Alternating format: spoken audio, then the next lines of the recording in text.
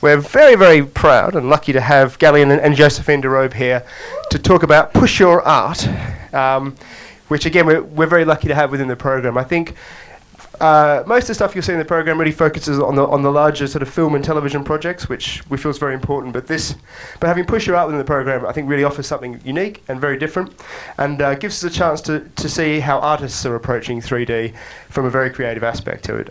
So I'll let Gallien and Josephine tell you all about the project that sort of took place last year in the Palais de Tokyo.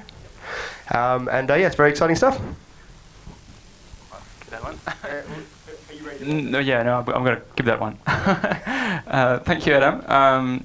Good morning, everyone. So I'm Gallien, Chanalet-Quercy, and we'll be talking about this year-long project called Push Your Art, which was very, very unusual for us as filmmakers. Where are we? Oh yeah, we're not at all at the first slide at all. So yeah, sorry about that. Yeah, here we go.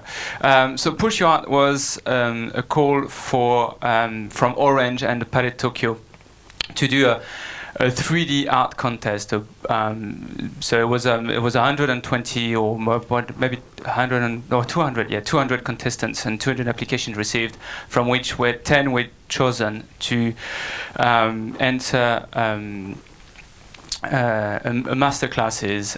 And from that masterclass, one was the winning artist that was commissioned by Orange to produce a piece for an exhibition at the Palais de Tokyo. There was 5 days workshop where those artists, we had absolutely nothing to do with 3D and sometimes even nothing to do with video.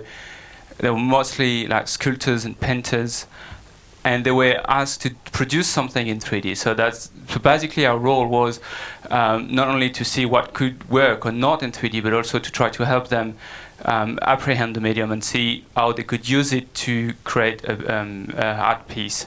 So I'm going to let Josephine talk about the workshop and the master classes, because she was the brain behind the whole program, and how to take those artists into understand and appreciate what can be done in 3D. So, good morning. My name is Josephine DeRobe.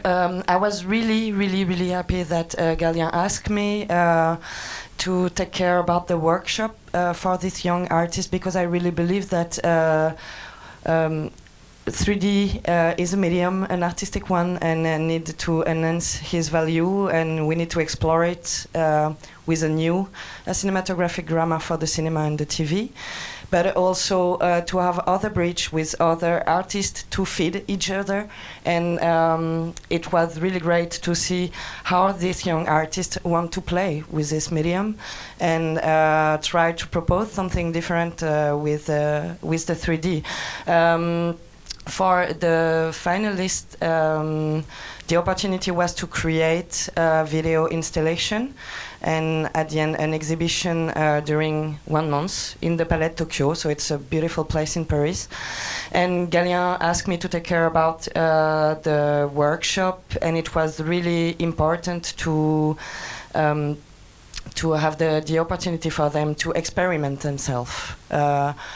Most of the time, I really believe in that strategy for a director and creative part for cinema also. And it was the purpose of these 3 days of the Push Your Art workshop. So we had really interesting lectures and tutorials with other artists like Richard Wentworth, and also with Wim Wenders.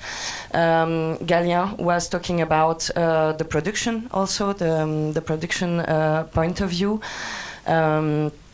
All other lecture just right here, and after for the day to have the finger in. So see the material they can get, in fact, at the end to do this content, this video installation, analyze a lot of content also, 3D movie or 3D TV content, and play with different material to see how they can create their project. after that, we can, we will show you a video who explain a little bit what we did during 3 days.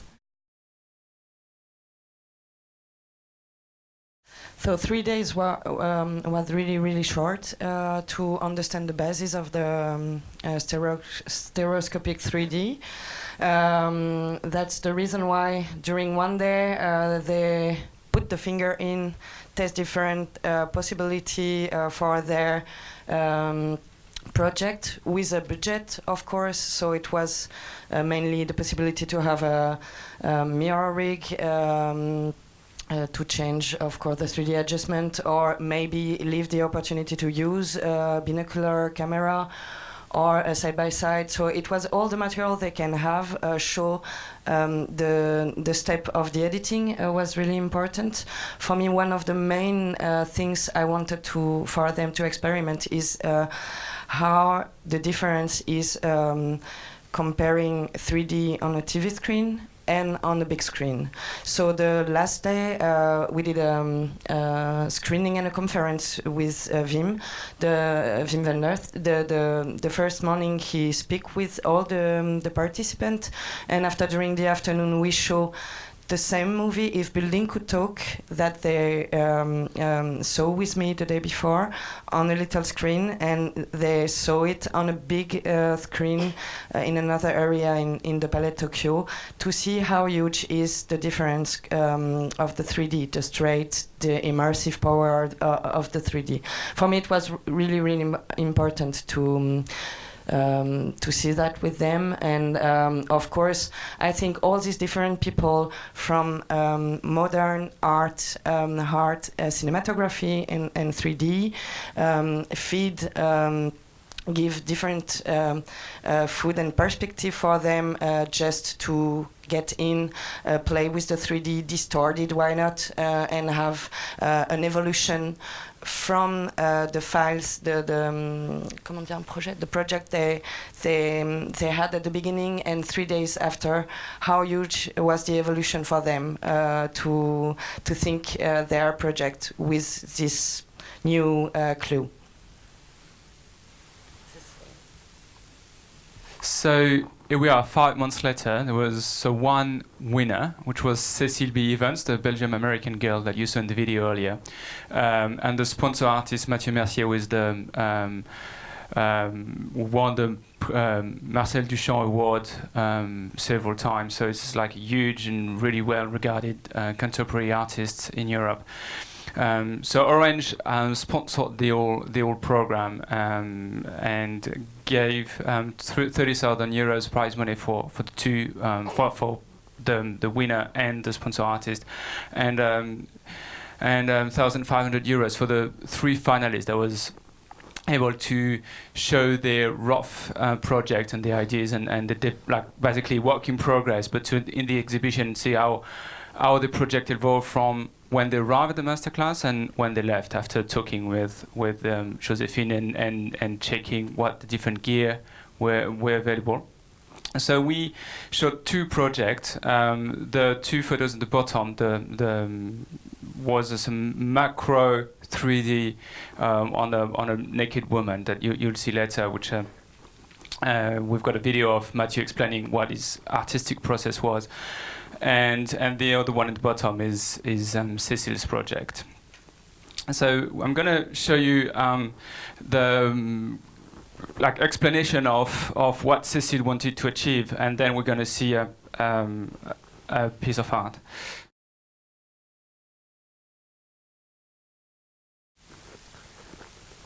So yeah, that was Cecile's piece. It's been showed in various museums since, various contemporary art galleries, and it's been shown in England and here in London. I can't remember exactly where. I mean, unfortunately, she is in London at the moment, and she was invited to join us, but she had other meetings to attend, so she could not. But so I hope you enjoy that. The second video. So we again, same day, we're going to watch a short clip into the. On Mathieu's views and what he intended to do on the video, and then we're going to show his work.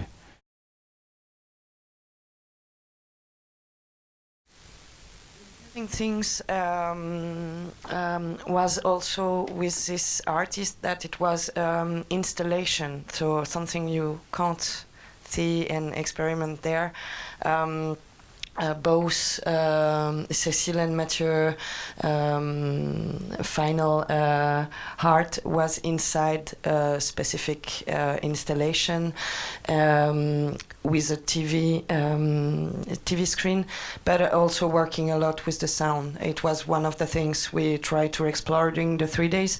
It was also how they can create something with this medium regarding of course the stereoscopic picture, but also the strong link with the 3D. And the wonderful thing for this kind of event is people are active. The audience is getting inside an installation and experiment something visually, but with the audio also. Yeah, and what was, as far as the production process was concerned, what was very interesting is to work with artists that usually don't have anything between, I'd say, the brain and the hand and the heart. I mean, and here they are suddenly having to deal with a crew of, even if it's not a big crew, even if it's just like between 5 and 6 people a little bit, they've got a stereographer, they've got a camera assist, they've got a rig, they've got a producer, and they've got a sound engineer. So all of that, all of a sudden, for them, they have to be able to go through this filter between what they had in mind and what they actually want to achieve. So for us as filmmakers, it was very, very interesting because they came out with the most unusual questions. And it could be like, can we put the camera, both of the cameras upside down and film the screen or the trans video at the same time and get an image in 3D from that? And it's like, oh, never thought of that. Actually, I don't know. Let's try. So it was really, I think, what art is about, or why contemporary artists are necessary for what we do, because they really question every single thing that we take as a given, like, or we work like that because that's how the industry works. And suddenly they arrive and say, well, why? And when you can't answer, it probably means that the reasons are not the right ones. So it was very, very interesting process. So we're gonna run out of time quickly, but so just wanted to show you. I think we unfortunately could not show this piece, which is one of my favorite, unfortunately, but it wasn't of the finalist, because he worked as the 3D as a sculpture. So it was a fixed image. It was a still image, but it was literally a digital sculpture. So again, that's a totally different approach. That's something you don't really think of on the ground. Yeah, absolutely. So you'd see the setup, and so that's all the materials for the exhibition. We've got time for that? Maybe not. I'll just show. We'll just show you a couple of exhibitions. That was one of the finalists as well, and his take on 3D was to do CGI animated paintings on the wall. So a little bit of a Harry Potter effect. So he's got real painting. It was his grandfather's painting that he put on the wall, and in the middle he had a couple of actually screens behind the wall that was showing 3D animated paintings. That was the David Ancelin's installation. Yep. So just a screen on the ground with a digital sculpture. And the funny thing is, he actually did that sculpture in like I would say in real life, but with like an actual sculpture. So he thought, oh, let's use to treat fake pixels to make it as a real object. And he thought, well, what about I use pixels to make it a fake object? I think this is it, Josephine.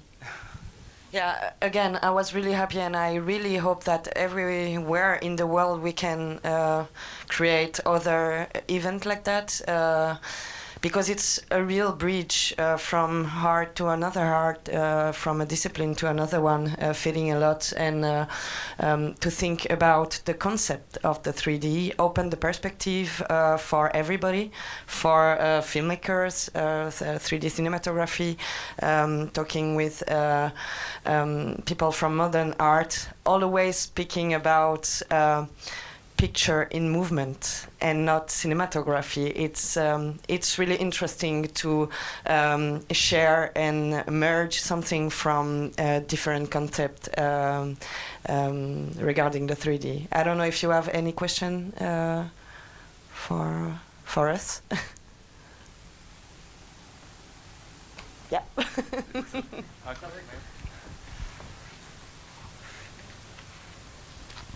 How did people either get chosen or decide to participate in this event? Did they apply for this, or?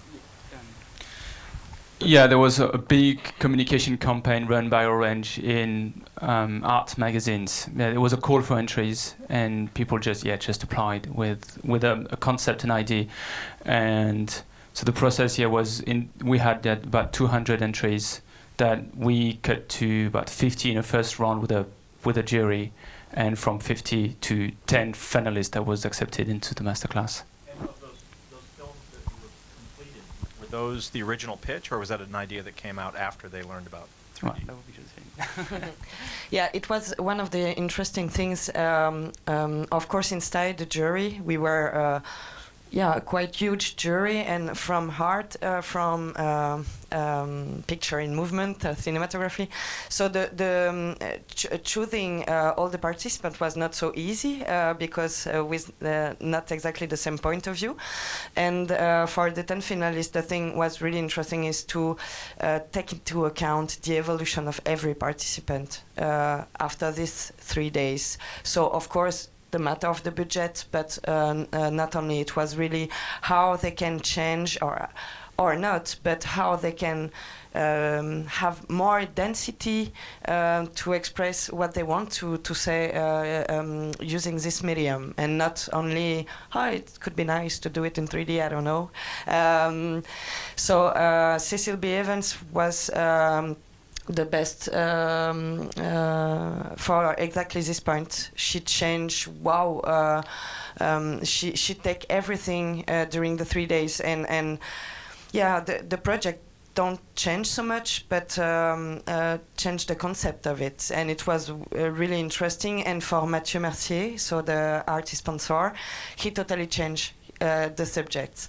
The naked woman was born just after the 3 day. It was totally another concept before. Of course, he was the artist sponsor, so he can totally change everything at the end of the 3 days. We need to say that, because for the other finalists, no.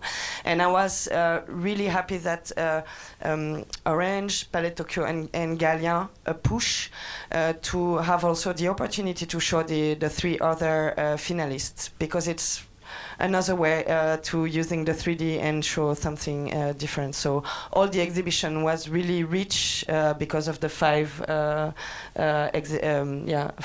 project at the end. And was the budget that was on the screen, was that for each project, the 30,000 euros? No, it was for the 2 projects you've seen here. It was 30,000 for each.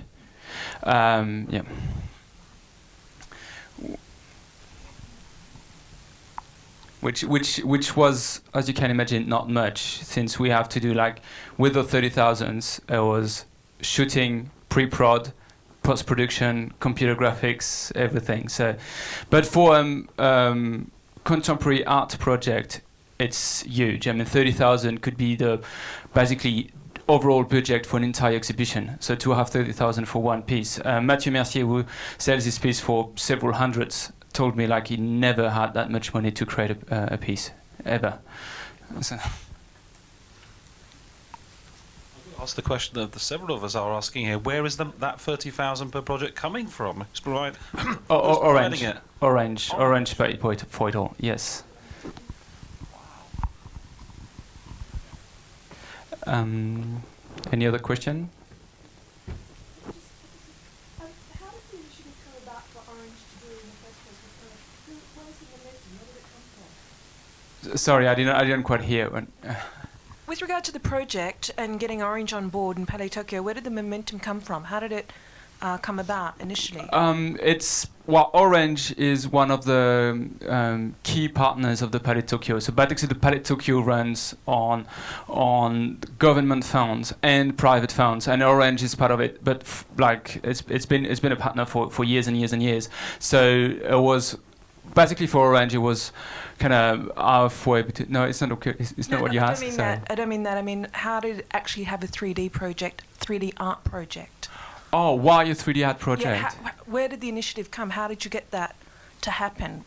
Orange was pushing 3D really hard on, and they had not a 3D channel, but it's a 3D network, and yeah, so that was part of the industrial process, really. I think this is it. We have to end this panel. So thank you very much, everybody, for attending. Hope you enjoyed it. And if you have any question, I mean, Josephine and I will be around for the next couple of days. So I'm sure we'll bump into each other. And